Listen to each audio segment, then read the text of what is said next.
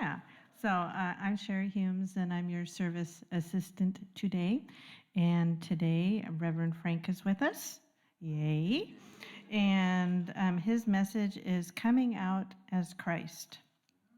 And music ministry today is Cheryl Hodge. Yeah. And our dear Kate. So thanks.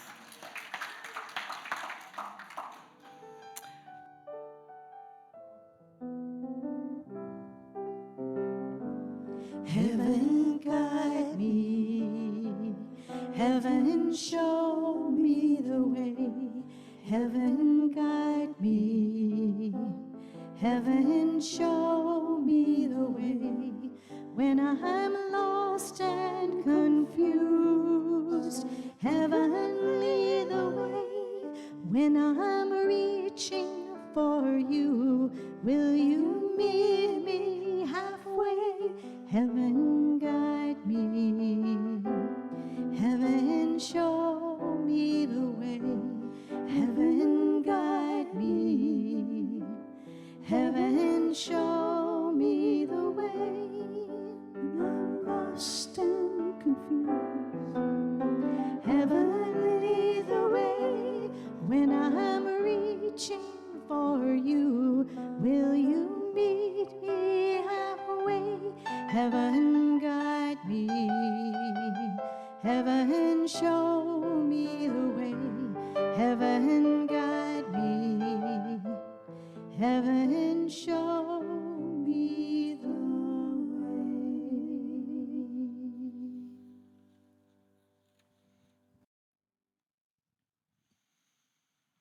And in this space and time we gather in prayer,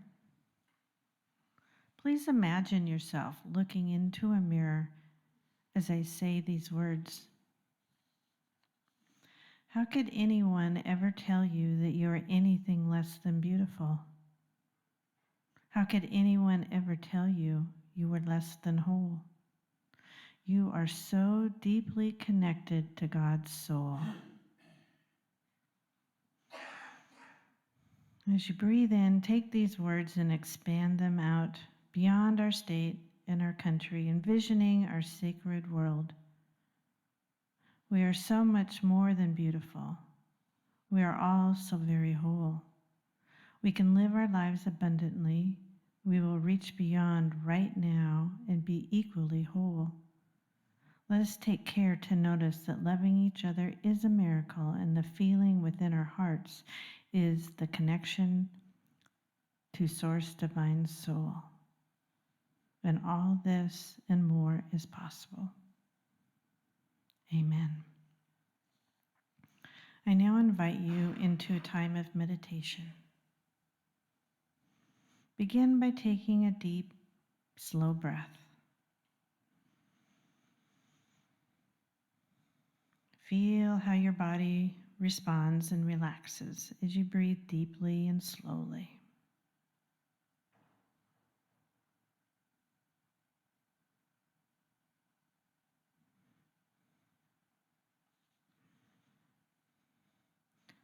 Imagine your heart center. You might feel your heart, see a particular color, green or pink. You might feel warmth. Let the warmth of your heart expand. Just breathe and focus on your heart.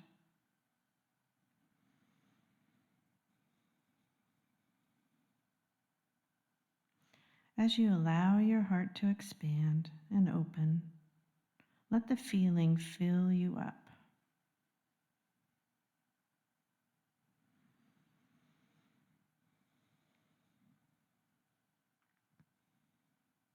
Repeat to yourself softly, love.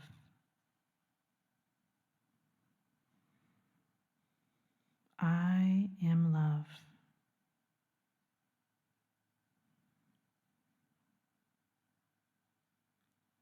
I am love.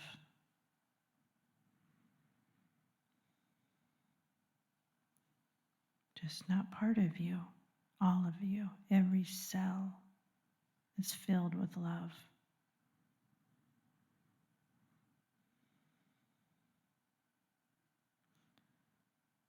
Breathe in. I am here to love. Invite love.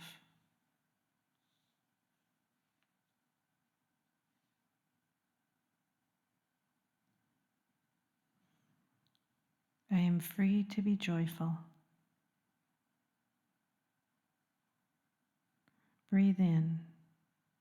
Invite joy.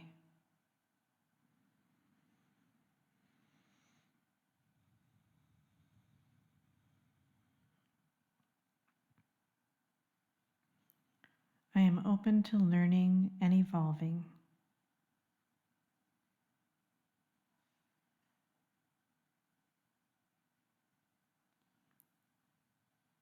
Breathe in. You are a co-learner evolving in a spiritual community.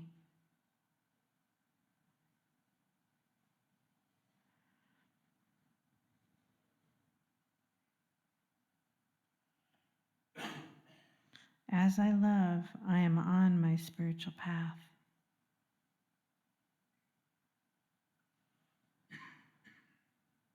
Breathe in.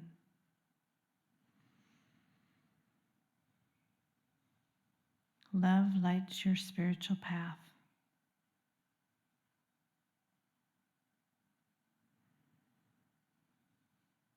I am on my lighted path. Faith, hope, and love guides me forward.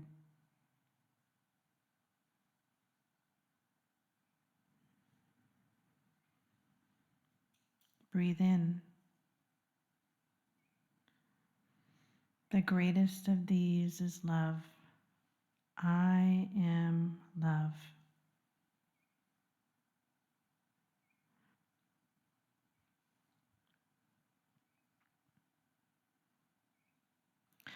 As I evolve and follow my spiritual path, I give myself compassion.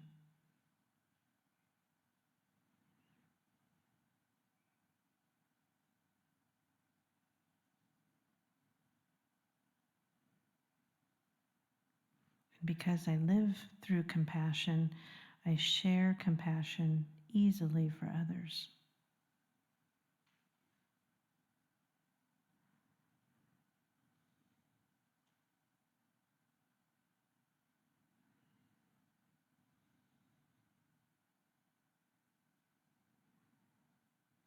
Breathe in. I choose to live on purpose, to love, seek joy, and evolve my spiritual learning.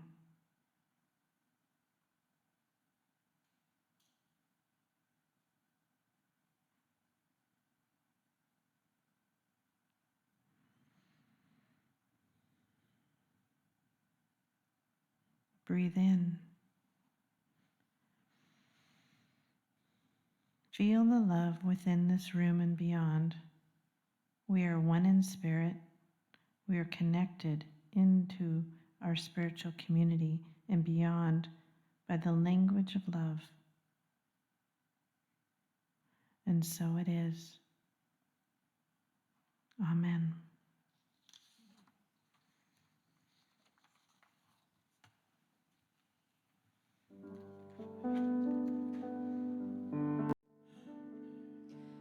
So a few weeks ago, I was playing this song in a restaurant, and it was in the middle of the set.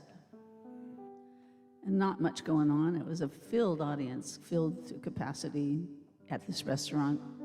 And nobody saying a peep until I started singing this song. And then all of a sudden, every single table joined me in singing it. And it was a really powerful moment for me as a musician. And I thought, maybe this is what we need. Maybe we just need to bring this back as an anthem. So if you feel like joining me as I sing it, please do. This is from early 1960s, a band by the Youngbloods. Love is but a song we sing, fear's the way we die. You can make the mountains ring, make the angels cry. Though the bird is on the wing, you may not know why.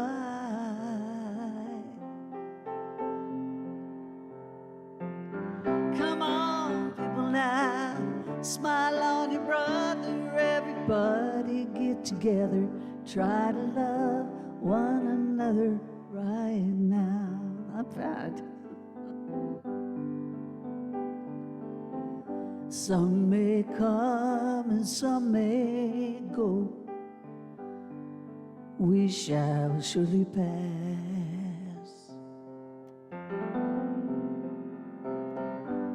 When the one that left us here returns for us at last,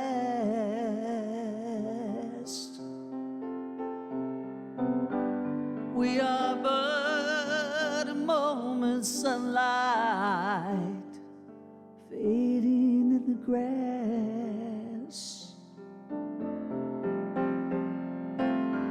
Come on, people now, smile on your brother. Everybody get together, try to love one another right now.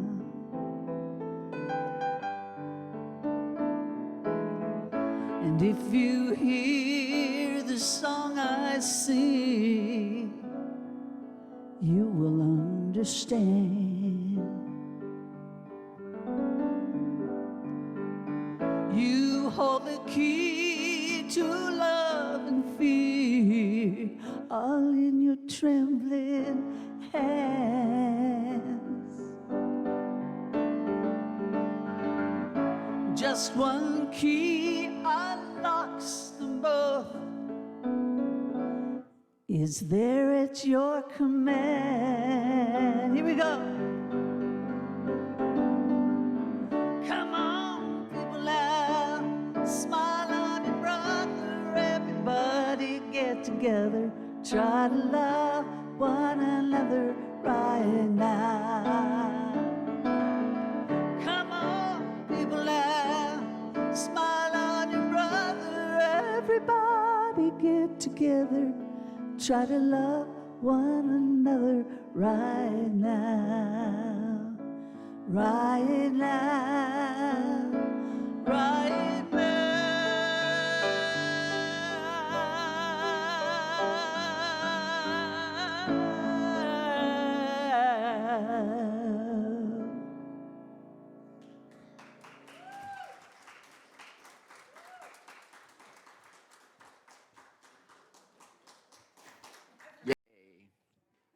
I was only 3 when that came out, so I don't remember. I'm kidding. But I remember what a good anthem. You know, this is fun. I love sometimes I have the talks all worked out by, hi, welcome from Iowa. I didn't see you guys sneak in. Great. By Wednesday I'm ready and I can't wait for Sunday. And then sometimes on the way over here I'm driving and I'm going, okay, how am I going to do this exactly? This is one of those days. So I'm going to start. You ever see Columbo, the show Columbo, right? And the show starts, if you haven't seen it, it's always a mystery. And you see who did it. Like it starts with you see the whole crime. And then the whole thing unfolds with watching the fun of watching Columbo figure it out, right?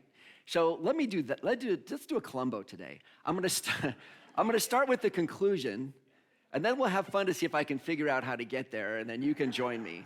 We'll do it together. Here's the conclusion. There's a way of looking at who we are that says we're each separate beings. And I'm separate, and you're over there, and I'm over here. And we each have our own separate self-interest. And the way the world works is all these separate beings are in competition with each other, and somehow we're struggling along. Oh, that's a worldview, and we know that one. There's another sense that we're all individual expressions of the one. And it may seem a slight nuance that we are individuals because we're individualized expressions of the one. And to live in that consciousness of the individualized expression means that we show up, and I see my beautiful individuality as an expression of the one that you are as well. And the joy is we get to, instead of living in you're you and I'm me and we're separate and we're competing, we're like, how do we work this expression together to build a greater, to see and understand a greater mosaic of the beauty of the oneness that is the truth of us? Now, had unity been founded in India, say with Hinduism, we might say that what that is in me, that recognition of the one, is there's the Brahma, there's the one eternal, transcendent, divine essence, and that for each one of us, it shows up in our soul as the Atman, is what we call it in Hindu, the Atman, the one individualized expression, but it's an expression of Brahma. Brahma expresses up as Atman, and the Atman of me recognizes the Atman in you. The soul of me recognizes the soul of you, because we're all coming from the same, but I express it my way and you express it in your way. And in India, if we were Hindu, I love that. One of my favorite teachers, B. Griffiths, wrote this thing, The Marriage of East and West. And when I read this, I was like, what? Yeah, way before I knew anything about unity. I was reading these dialogues between the East and West. And what B. Griffiths said, this monk said, and in Christianity, and we're in the West and we're in the United States, and unity was founded in the United States. It had a Christian base, not a Hindu base, but you can see the parallels. And it said there's the one divine, there's the God, there's source, there's essence, there's power, there's the one. And each of us can express that one into its full potential of who we are as that download of the one essence, the one divine essence, the one spirit, the one God that shows up as us, as me. And when I show up and express it into its fullness, we call that the Christ. The Christ. Jesus of Nazareth, a man who lived 2,000 years, this brilliant, this mystic, this teacher who just had such a clear connection to source. What he called this field of consciousness, he called it the kingdom of heaven, the reign of the divine, the reign of God. Said different ways in different texts, that sense that there's this one essence, and I am one with that. And he recognized it. And then the mystics, the people later, the followers of Jesus said, he knew this thing, he knew this oneness, he had the fullness of the Christ, to the extent that even as he lived, people later reflected back on his life, and they didn't just call him Jesus of Nazareth, they called him Jesus Christ. He had it, the full essence, the Jesus Christ essence. And that Christ essence of Jesus is the same Christ essence of all of us. It is there, sometimes nascent, sometimes not as fully expressed as Jesus may be, but it's there. My little symbol today is these flowers. Someone said, I could have got you some in bloom, but that was the point. Sometimes we're there, we're ready to, come on, we're ready to bloom. And we know we're the seed, we got it. And we're blooming and we're growing. We live in a time, and I love that 60s song, because the 60s marked in the United States as great. So that was the conclusion. Now we're going to unwrap it, okay? So now we lived in this time where there was this breakthrough of consciousness, this breakthrough of a new deepening of this consciousness into seeing how the separation consciousness just wasn't worked. And in the 60s it happened, but here's one of the beautiful things about getting to live in the United States of America. I mean, we were founded on this group of people that said, we're gonna break through. We're gonna break through into a new level of awakened awareness, and we are gonna hold truth. This is a truth, it's self-evident. You can't deny it, that all people, every one of us, was endowed by our Creator with certain unalienable rights, and among them is life and liberty and the pursuit of happiness. It gives me chill bumps. I've read that a million times. Jefferson, man, what?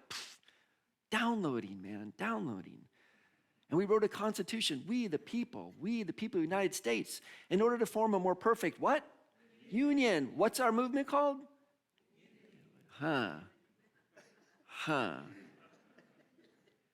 And we're a movement from the United States of America. It's all over the world. There's unity everywhere.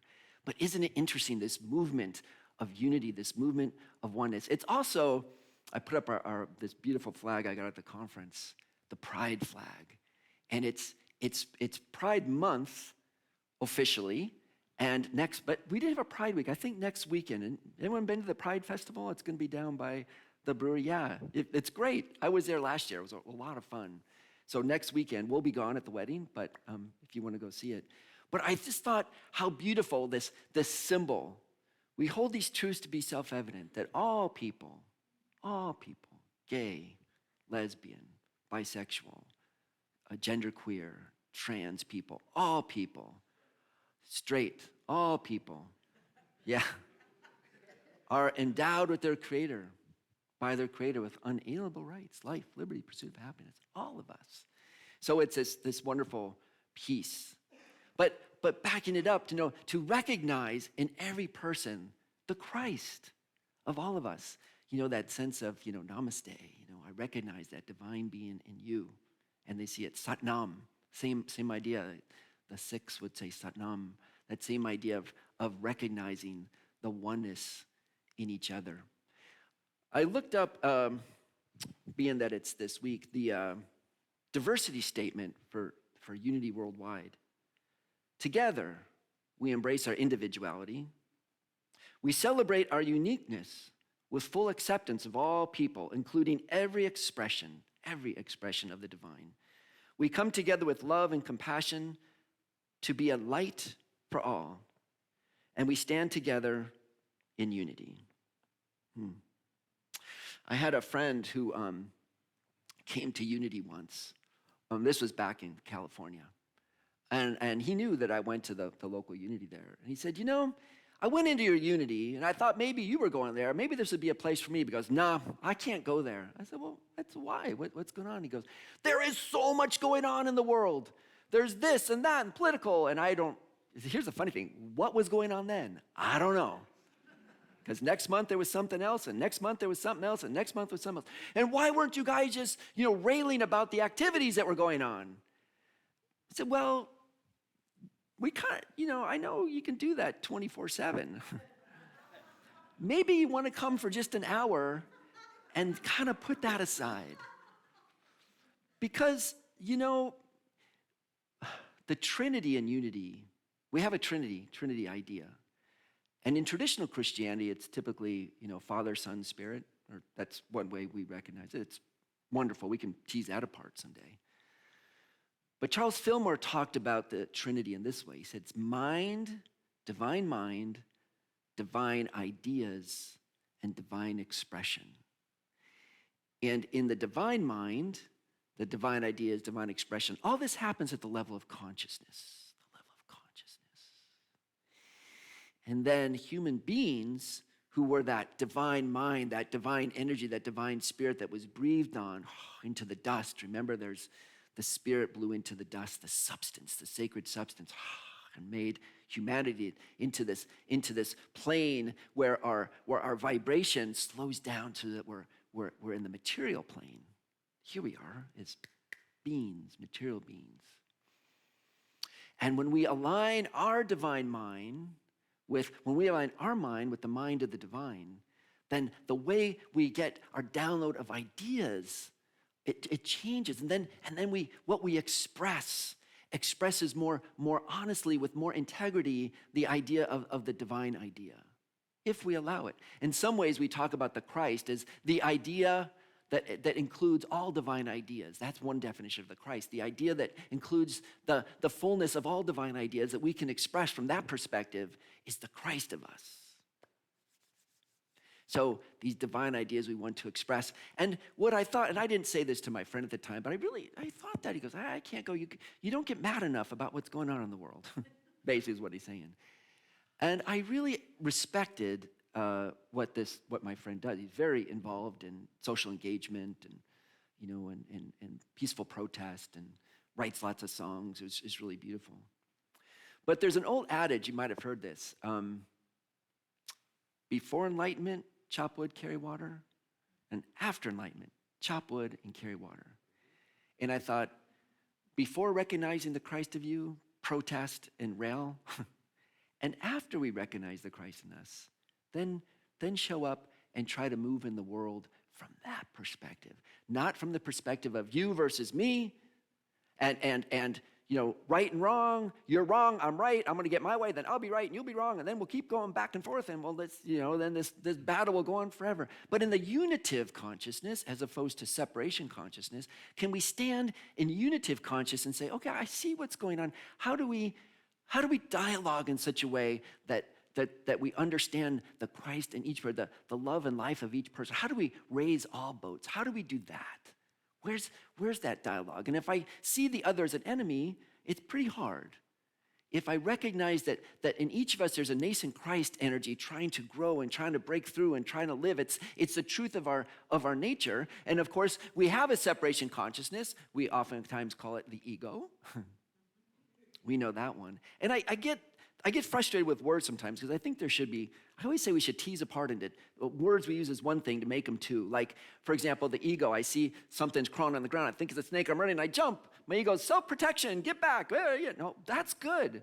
Our ego protects us, right? It helps us make sense of our life. It makes us do to-do lists, and it helps us organize. There's a good thing about it. And then there was sometimes called the adverse ego, where we get so fear-based. Love is the fears, with the words, yeah. So fear-based that our ego is inflared almost, like inflamed.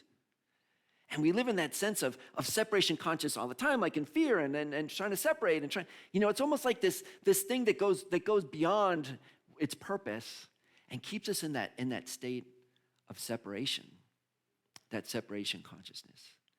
So how do we get back to getting beyond that and living into this consciousness of the one? So after enlightenment, I call it enlightenment, after recognizing the Christ, we're into the oneness consciousness, yeah. And so there's a piece, and I want to say this next piece and be sort of careful because when it comes to Pride Week, in all humility, that has not been my experience. And in some ways, if people are going to talk about their experience with, say, being gay, being lesbian, coming out, that's their story to tell. It's not mine. And if people want to talk about their story and that's this week, it was just Juneteenth, right? Just Juneteenth. There's a story there. It kind of fell in the midweek. I don't think we really talked about it. But the same thing, there was this new breakthrough in consciousness of, wait, you can't be separation conscious. You can't be, one against the other. And by the way, the one thing about talking about ego consciousness as opposed to Christ consciousness, and sometimes I get to, well, now I'm going to live in my Christ consciousness, not my ego consciousness. So now I'm right back into a battle between Christ consciousness and ego consciousness. And we've done the same thing. We're back into separation again. It's tricky stuff. So there's always this willingness to be inclusive of the reality and be compassionate with ourselves as human beings, compassionate of our nature, of this tendency to look at the world through separation consciousness, to be into divisiveness as opposed to unitive place. There's a tendency to go, well, I'm not going to be that anymore, so now I'm separated again. It's tricky. It's like when we see this separate consciousness of us, this ego consciousness, it has to be an embrace, an inclusivity, a compassion, an understanding for who we are, and an understanding for our journey, for how we got there. Because we can look back and think about the ways we thought 10 years ago, it's okay. We're on a journey, we're in a process. We're almost blooming, but not quite yet. Aren't those sad?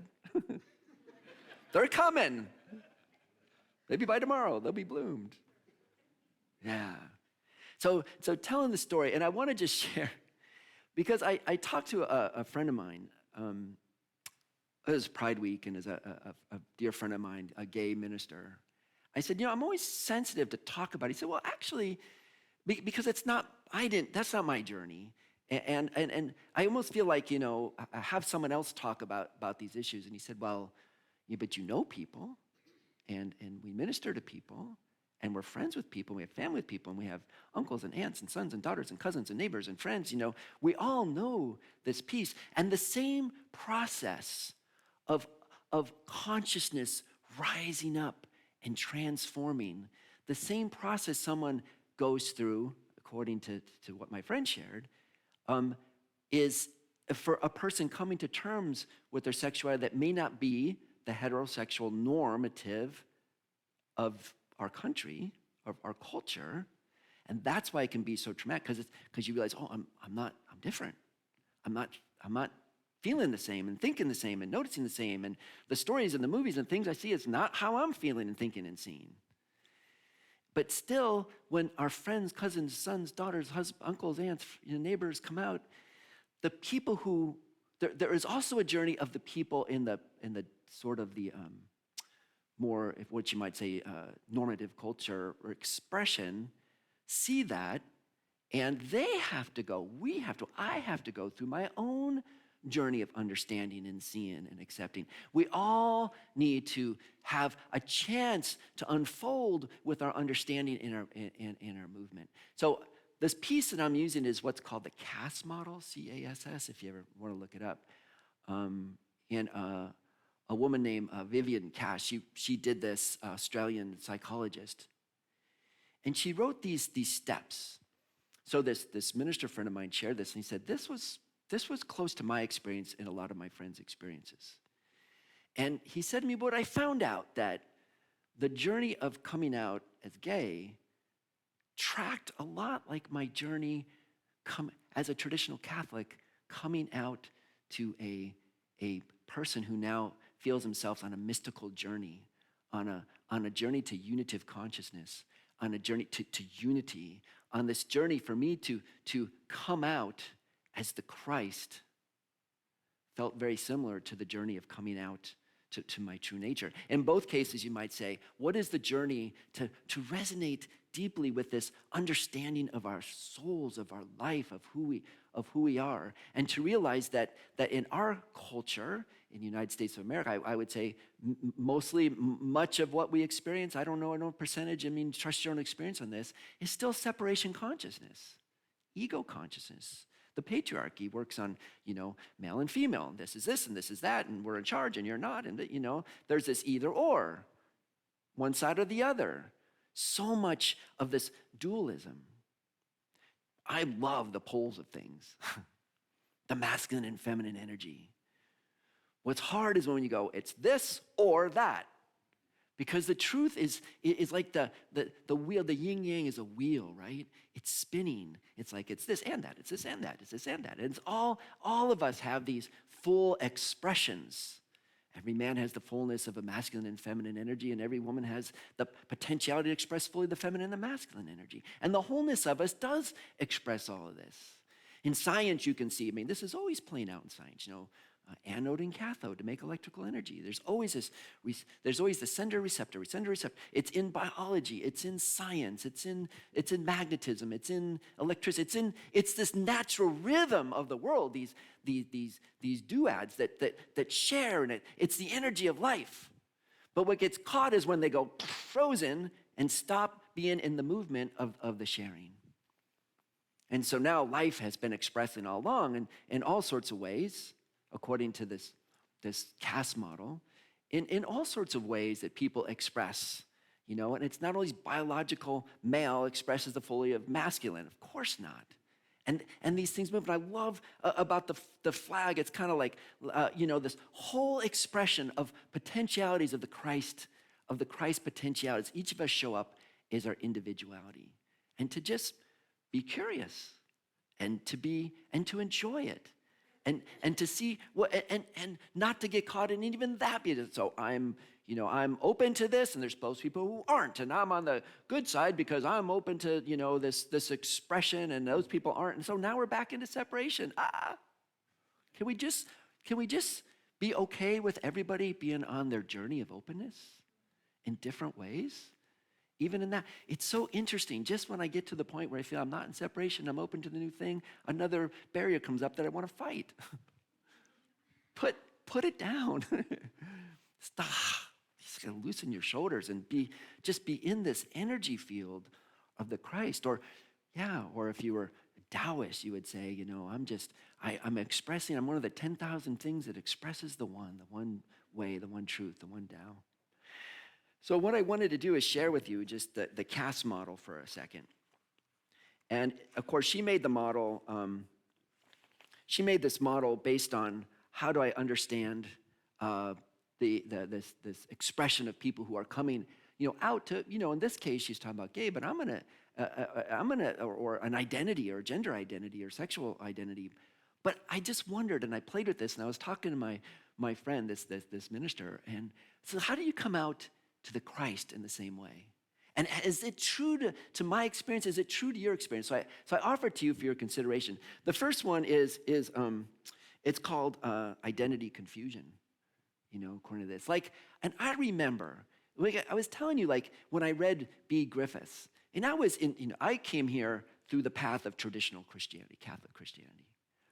And by the way, again, as I was saying, I don't have any need whatsoever to make that wrong or lesser, or I have absolutely no need. I got here through the Catholic path. I'm a unity person through the Catholic path. Thank you, Catholic. Thank you, Catholic. Thank you from the bottom of my heart, all things Catholic that got me here. And other people came here through the Presbyterian or the Baptist or most people, it seems like, statistically, there's an old thing, you see like a cross and you see a lotus, and people are walking a path. People who come to unity oftentimes have deep roots in a traditional Christian system. And then there's people who come who've had no roots in any system, and this is the first experience of what might be called a church or a spiritual center of some sort. And that's another path.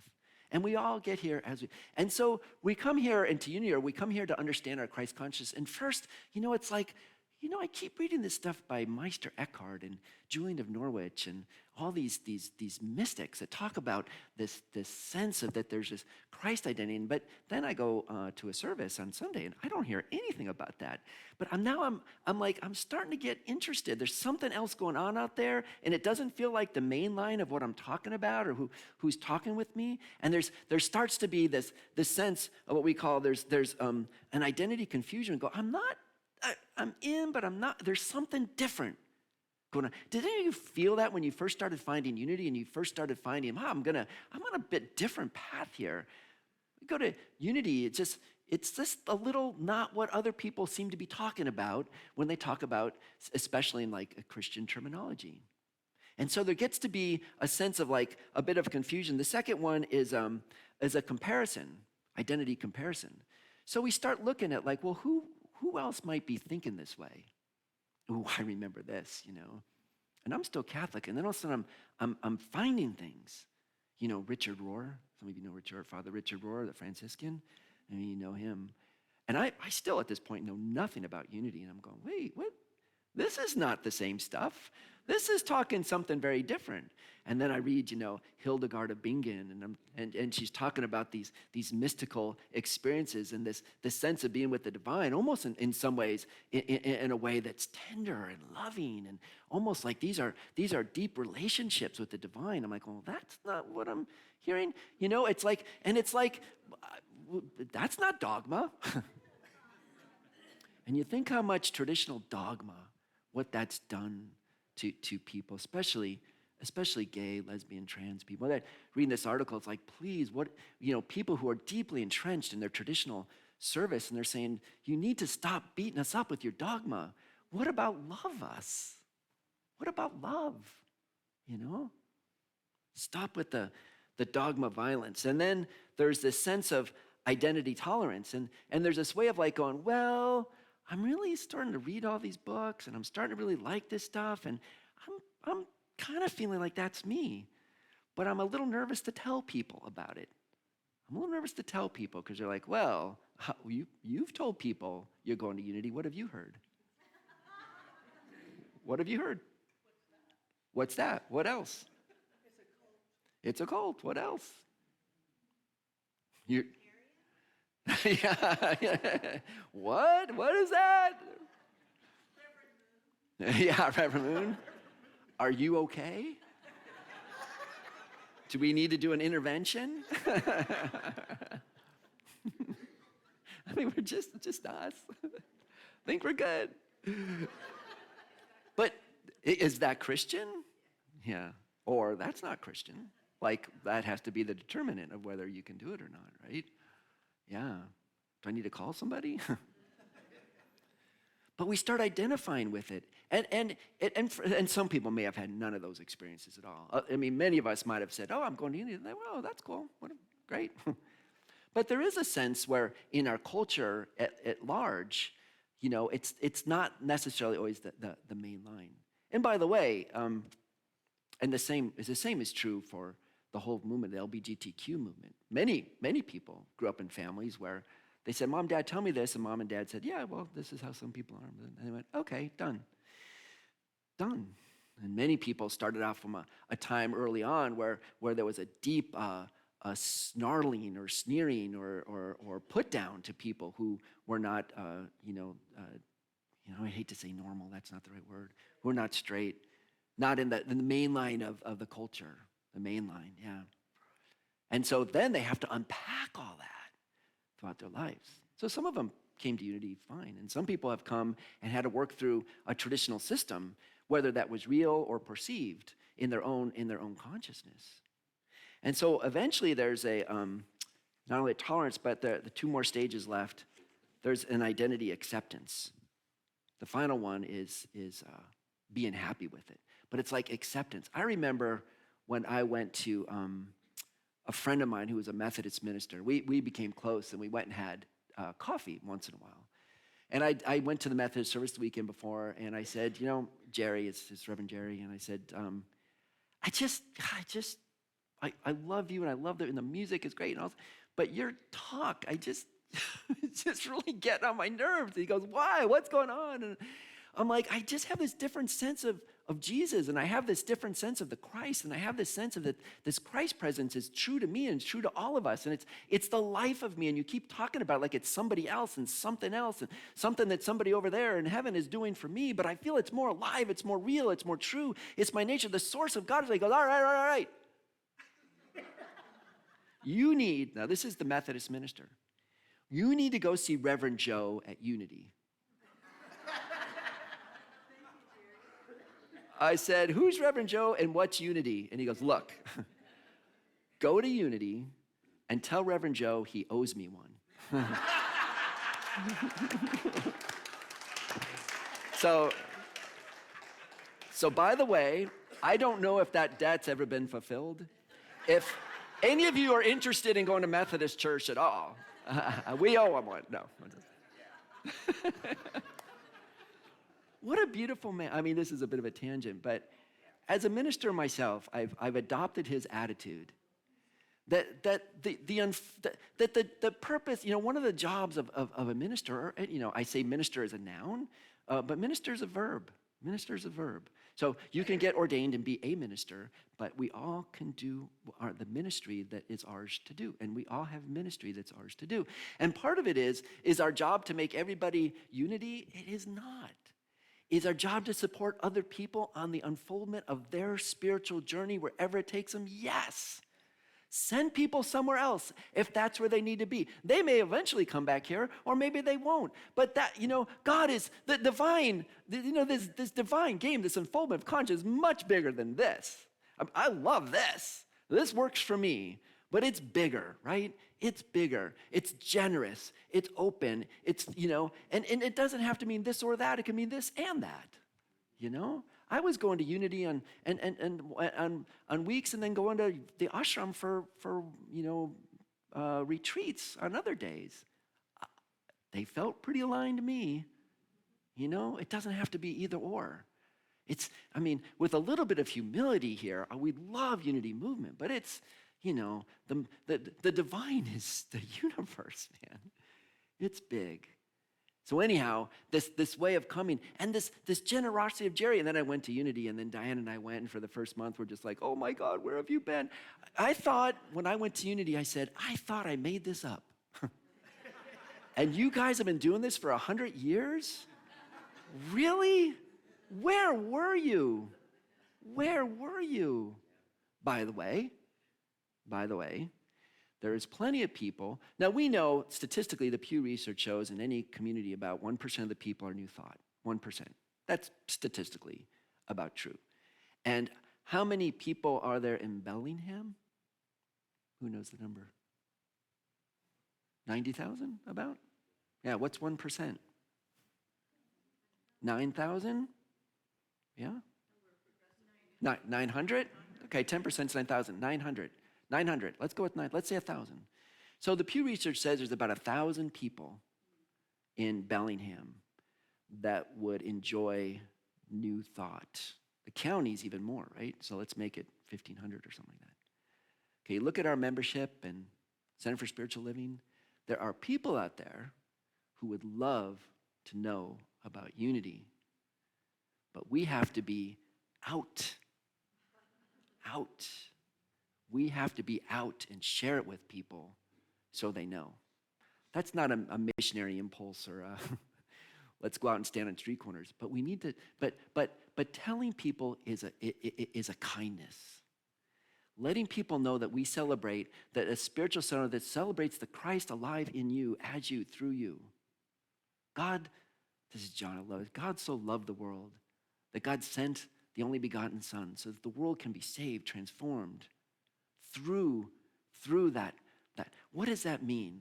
The Son of God is the consciousness of source energy, of the Christ energy that is alive in me and in you. God, the divine source energy, sent the Son, the daughter, the energy, the consciousness, the awakened consciousness of the Christ energy within all of us so that the world can be transformed through us. It's a big ask. The good news is that for every, and I don't know what the numbers are, but you feel this, the truth. As a person, one person rises in consciousness to new levels of awakened awareness, we can bring 10, 20, 100, 1,000 people along. We'll go back to our friend Teilhard there, Shadan. We saw the movie, we've talked about Teilhard a lot. This sense of that, this movement of consciousness is enlivening not just the atmosphere, but within the atmosphere, the consciousness sphere, which he called the nous, the mind sphere. It is awakened and it is alive and it is expanding and it is growing with each person that steps into a new level of awakened awareness and consciousness. It expands the noosphere, it expands that energy. It invites and it calls more people into that awakened awareness. So each time we go in, each time we work into with humility, always with like, yeah, I know this piece and there's a new piece, but I'm expanding and I'm awakening. It expands the noosphere and invites others in and it pulls others in and it brings all along. And so we get out of the separation, me versus you, but you're not an individual and I'm an individual, we're against each other. It's like we're both expressions of the one, individualized expressions of one. Yeah.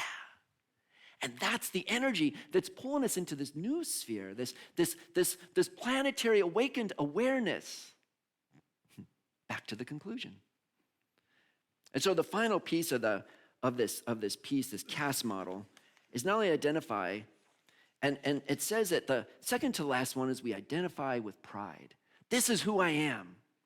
I'm here now. This is who I am. And we call it Pride Week, right? Pride Month. And this is all over the United States. And have a flag, we say Pride Month. But being pride and saying this is who I am is not the last step. The step after that is not like, and here's who I am and you're not, and I am and you're not. And once again, we're back into separate consciousness. It's a synthesis. So here's who I am and here's who you are. And I can be gay and you can be straight and you don't even have to tell me and it doesn't matter. That there's this synthesis of all of us. And here's the tricky part, right? Is getting to the synthesis or integral model, where the next stage of consciousness, as Ken Wilber and others, is not that we're going to get yet another stage to compare and contrast from previous stages, but we get to a stage where we're going to embrace all our previous stages, see the values and the benefits of all of it, and allow it all to bloom together. The synthesis model, the integration model, all coming together at the end. Because and it's so funny, I keep thinking about this, it's like, oh, the Christ, the life of Christ, this piece of me, and I got it now, and you don't, so now we're separate again. Ugh. Caution, landmine, big red flags. This whole movement has also always to be done in humility and with love for everybody on their journey. everybody on their journey, wherever we're at. And it doesn't say that we don't have, discussions and we don't, some places agree to disagree and we don't have talks, but we do it not from a place of like clash and hatred or but it's like, I love you and you love me and we're growing in this together. We keep moving forward, as we were saying and we were praying. We may be stumbling, but we keep seeming to stumble forward. And then we get up and we've moved. And then we go and we stumble, but we stumble forward and we've moved. And this movement of consciousness in the United States of America, these truths to be inalienable. All people are created with equal. Now, I don't think Jefferson meant this way. I'm pretty sure he didn't, the good deist that he was. But I'm going to add on to my understanding of that declaration, that all people are all people endowed from their Creator with inalienable rights, with inalienable energy, with an inalienable reality, that they are the divine emanation, the oneness, the Christ energy. And so we see the life and the love of all people as the Christ, So here's our ask, and for all our friends who are in the movement, if this in any way was not copacetic with your understanding, I'm sorry. This isn't my story to tell, this story of coming out that way. But I hope that in the good spirit of people I talked to who were in that movement and shared this energy with me, that this notion to make a parallel idea, to make the parallel understanding, so that we can understand this human dynamic of what it means to go through a sense of what's new in my life. There's something new, there's something bubbling. Now I'm willing to come out and be proud of this energy of being unity, of knowing the truth of I'm the Christ, and then being in synthesis to where I can be part of the whole and seen in the wholeness of all of it. Yeah. So maybe if you go to the Pride Festival, or whenever it's Pride Week, or any time, and maybe for me now, I have yet another depth of understanding of the compassion, the love, and the transformation of the human soul, that symbols such as its movements in consciousness, like the LGBTQ movement, movements in consciousness, in awakened awareness, what that does, not just for one community, but the integration, the synthesis of all of us, raising all boats. Yeah, okay.